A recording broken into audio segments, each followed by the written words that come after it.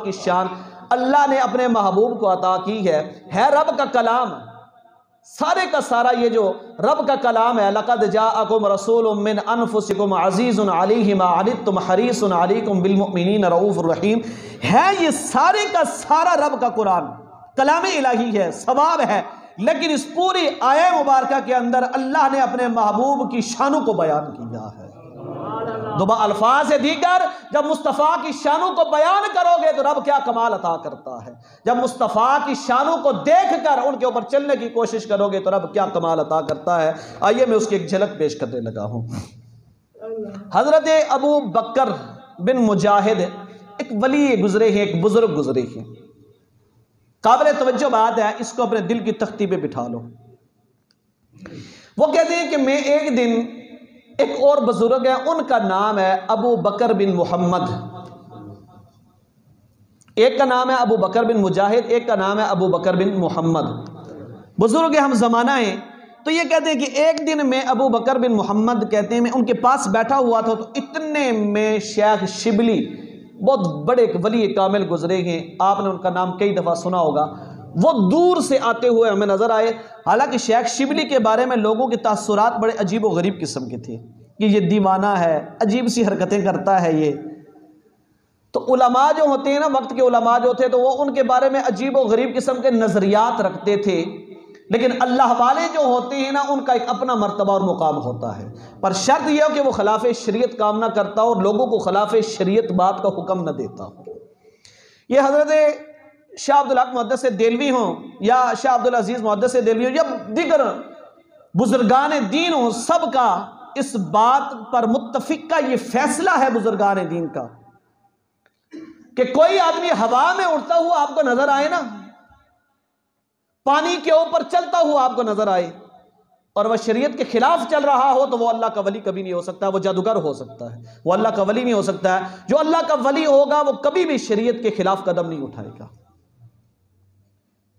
अब फरमाते हैं कि हम बैठे हुए थे, तो इतने में शेख शिबली आते हैं। शेख शिबली आए तो हजरत अबू बकर बिन मोहम्मद जो है ना, वो खड़े हो जाते हैं। खड़े होते हैं और एक बुजुर्ग आलिम दीन अल्लाह के वली का इस्तकबाल करते हैं। ये याद रखिए कि इस्तकबाल के लिए खड़ा होना, किसी की का अदब व एहतराम करना, ये मेरे मुस्तफ़ा की सुन्नत है और ये मेरे सहाबा किराम की सुन्नत है कि किसी आलिम के लिए, किसी बुजुर्ग दीन का जो आलिम हो या बुजुर्गान दीन में से कोई बुजुर्ग आ रहा हो, तो उसके इस्तकबाल के लिए खड़ा होना, दोनों हाथों से सलाम करना, ये इस्लाम का सिखाया हुआ दर्स है। इसके अंदर कोई कबाहत नहीं है।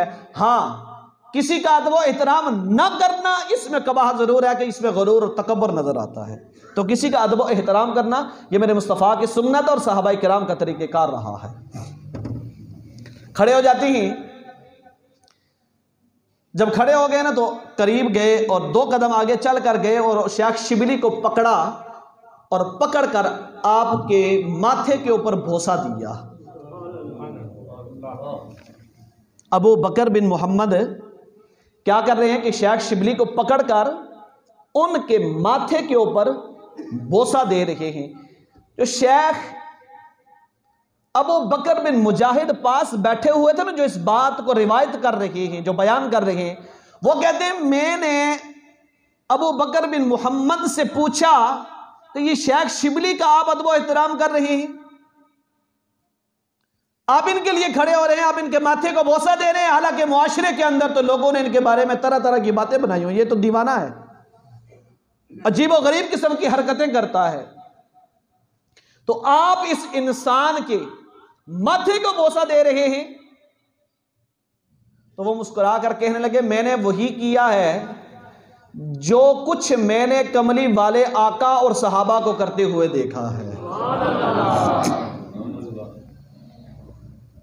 मैंने वही किया है जो मैंने कमली वाले आका को करते हुए और सहाबा को इत्तबा करते हुए देखा। पर मैं क्या देखा है आपने, क्या देखा है आपने कमली वाले आका को? और फरमाया कि मैं ख्वाब के अंदर दीदार कर रहा हूं लजपाल नबी का। ये बड़े नसीबों की बात होती है कि कमली वाले आका अपना दीदार अनवर किसी को नसीब फरमाते हैं। वो करम करते हैं, वो करम करते हैं, पर हमारा दामन जो है ना, इसके अंदर तलब ही नहीं है। हमारे अंदर वो तड़प ही नहीं है, वो तलब ही नहीं है, वो चाहत ही नहीं है। अब तड़प पैदा करो, तलब आप पैदा करो। कमली वाले आका देखो कैसे करम फरमाते हैं। ये सवाल ही पैदा नहीं होता कि कोई उम्मती मुस्तफ़ा के बारे में चाहत रखता हो, दिल के अंदर तड़प रखता हो, तलब मुस्तफ़ा हो, दीदार की तलब हो, और वह दरूद सलाम के नजराने दिल से पढ़ता हो ही नहीं सकता कि कमली वाले आका करम ना फरमाए। कभी ना कभी कमली वाले आका अपने गुलाम पे करम फरमा ही देते हैं। गुलामों का काम है हाजिरी लगवाते रहना, हमारा काम है दरे मुस्तफ़ा पे हाजिरी लगवाते रहो, दरूद सलाम पढ़ते रहो। चाहत की जो है ना वो रस्सी, उसको बढ़ाते रहो, अपने चाहत के दरवाजे को मजीद खोलते रहो, तड़प मजीद पैदा करो।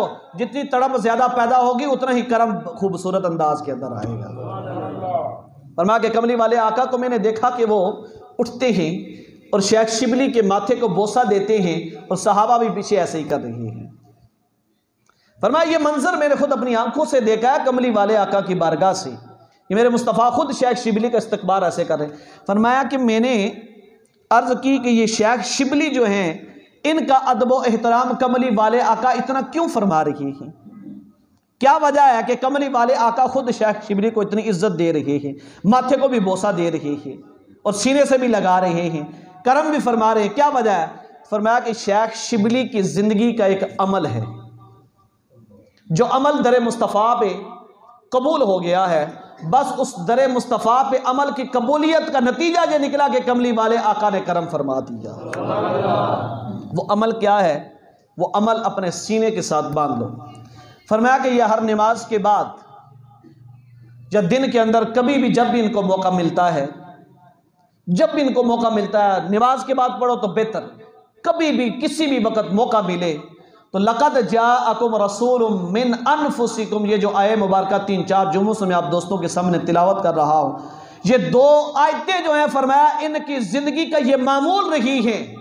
बस ये इन आयतों से मोहब्बत करते हैं, और मोहब्बत इसलिए करते हैं कि रब ने इनके अंदर महबूब की शान को बयान किया है, रब ने अपने महबूब के कमाल को बयान किया है, उम्मत के साथ प्यार को बयान किया है, रब ने अपने महबूब की शान को बयान किया।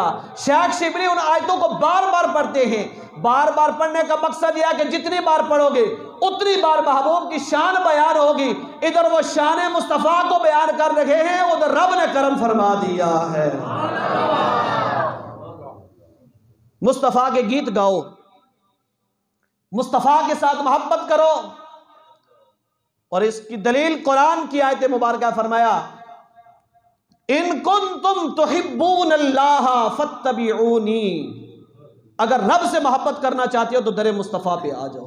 तुम रब के महबूब का जिक्र करो, रब के महबूब के साथ प्यार करो, अपने दिल के अंदर मोहब्बत मुस्तफ़ा के समंदर को उजागर कर लो और सुन्नत मुस्तफ़ा पे अमल करना शुरू कर दो।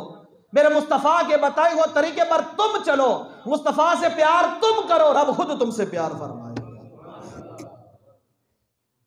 आप हज़रत अबू बकर सिद्दीक़ रज़ियल्लाहु ताला अन्हु, हज़रत उमर बिन ख़त्ताब रज़ियल्लाहु ताला अन्हु, हज़रत उस्मान गनी हो, हज़रत अली मुर्तज़ा शेर खुदा, अशरा मुबशरा सहाबा हों, या हुजूर के जितने भी जलीलुल क़द्र सहाबा हैं, बड़े से लेकर छोटे तक, हर सहाबी को अगर आप देखें तो हर सहाबी ने टूट कर तन मन धन से दरे मुस्तफ़ा पे आकर हाजिरी भी दी है, और दिल के अंदर मोहब्बत मुस्तफ़ा के समंदर को उजागर भी किया है। और कमली वाले आका से टूट कर जब सहाबा ने मोहब्बत की तो रब्बे कायनात ने सहाबा को तमाम दुनिया के अंदर सबसे बुलंद मुकाम सहाबा को अता फरमा दिया। यही वजह है कि दुनिया के अंदर कोई भी अमल की दुनिया से ताल्लुक रखने वाला इंसान, हुजूर के सहाबा के बाद की बात कर रहा हूं, किसी भी सहाबी के पांव से लगने वाली जो खाक है ना, उसके बराबर भी नहीं बंदा पहुंच सकता है, चाहे वो कितना ही बड़ा नमाजी क्यों ना हो, कितना ही बड़ा हाजी क्यों ना हो, कितना ही बड़ा सखी क्यों ना हो, कितना ही बड़ा कारी कुरान क्यों ना हो, कितना ही बड़ा कोई आलम दीन क्यों ना हो, कितना ही बड़ा अल्लाह का वली क्यों ना हो। इसलिए कि सहाबा वो अजीम हस्तियां हैं जिन्होंने अपने सर की आंखों से मुस्तफ़ा के चेहरे का दीदार किया, कलमा तैयबा पढ़ा और इसी हाल में अल्लाह के हुजूर अपनी जान का नजराना भी पेश किया है। तो चेहरा मुस्तफ़ा को देखना ये कमाल का काम है, ये कमाल की इबादत है, कमाल का इसके अंदर प्यार है। अल्लाह ताला हमें सहाबा किराम के नक्शे कदम पर चलने की तौफीक अता फरमाए।